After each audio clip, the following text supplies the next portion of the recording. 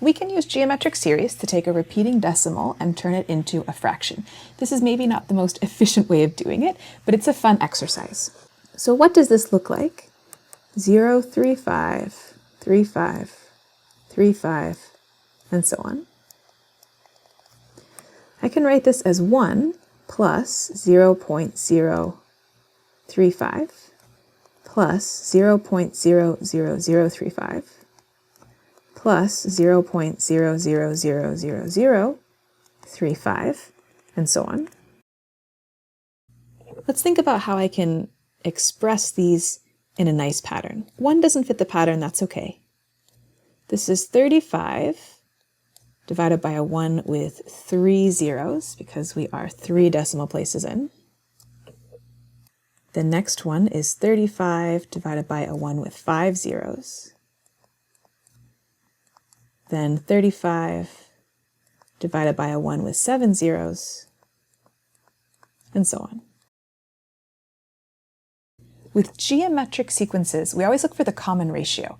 So, okay, the first one doesn't fit the pattern, that's fine.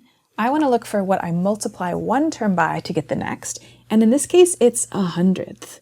If I multiply this by 1 over 100, if I multiply this by 1 over 100, I get this because my denominator has just gone up by 100.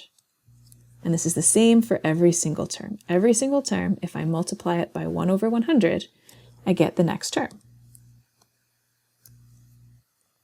So with that in mind, I'm going to rewrite this as 35 tenths times 1 over 100.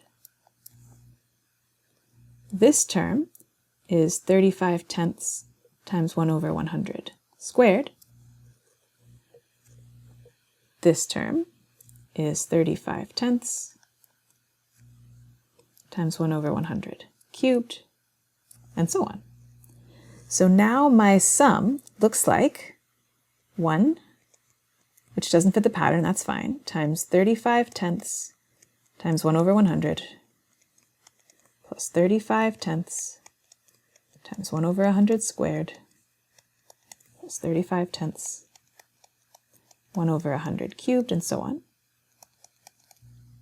And now I get to use my algebra to make this into sort of a nicer geometric series. The 1 doesn't fit the pattern. I don't start at 35 tenths times 1. So I'm going to factor out 35 tenths times 1 over 100. And what's left is 1 plus 1 over 100 plus 1 over 100 squared, and so on. So this is 1 plus 35 over 1,000 plus a geometric series that I can evaluate. 1 over 100 to the power I. So what does this look like? 1 plus 35 over 1,000. For my geometric series, my index starts at the right place, it starts at 0. My r is 1 over 100, which is less than 1. So this will converge to 1 over 1 minus 100th. And now I can just simplify. I'm asked for a fraction of 2 integers.